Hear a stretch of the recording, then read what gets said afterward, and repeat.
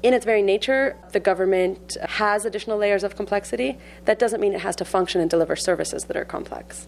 I think behavioral science at its very core is about making things work for humans and thinking about human behavior as something that is part of the process rather than something we need to fight against when we're designing programs.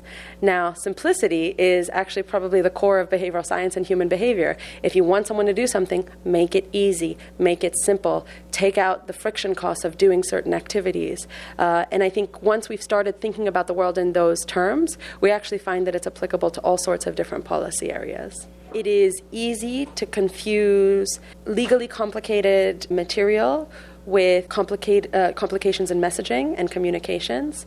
And once you start kind of parsing those two apart, we found that there are ways to still have legal and bureaucratic complexities, but not transfer all those complexities into the message that your average citizen is receiving. Sometimes we forget how complicated it actually is in real terms to get things to function. We only notice when they don't, but getting roads fixed and getting schools to operate and hiring all these people that are involved in health and education and road work they're not simple processes. What complicates it further in government is that you have a lot of different interests. So it's not just about the bottom line, it's about social impact.